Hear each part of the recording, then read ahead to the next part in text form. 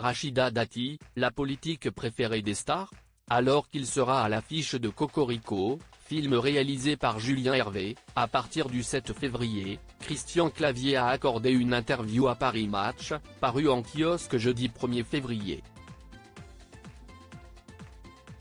Véritable monument de la culture populaire, l'acteur a donné son avis sur la récente nomination de la ministre de 58 ans.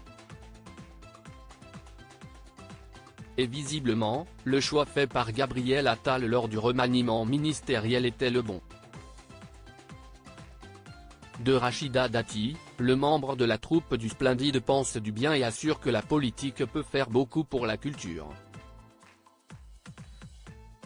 J'adore ce qu'elle a dit dans son premier discours, amener la culture à tout le monde, développe-t-il.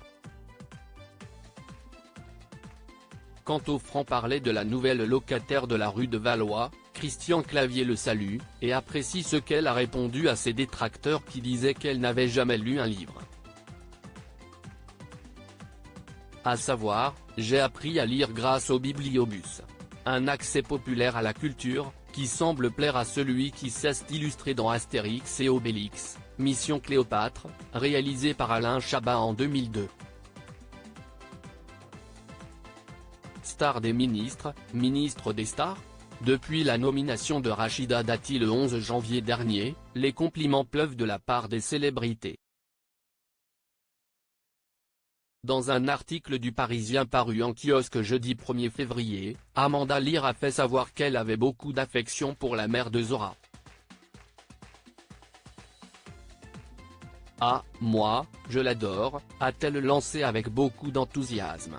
Et pour cause, la ministre la fait rire, tout particulièrement lorsqu'elle se déchaîne contre Anne Hidalgo, si une pièce de théâtre. Lui suggérant par la même occasion de s'essayer à cette discipline.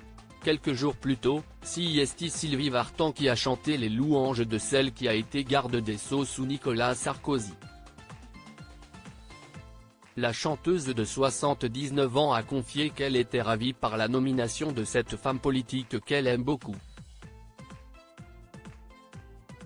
Après l'avoir rencontrée à plusieurs reprises, la mère de David Hallyday n'a retenu que du positif.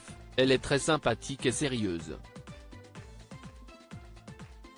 Elle vient d'un milieu modeste, si formidable qu'elle en soit arrivée là. Un accueil prometteur pour la ministre qui veut faire des droits culturels notre obsession. Article écrit en collaboration avec 6 Médias. Crédit photo, Stéphane Le Mouton.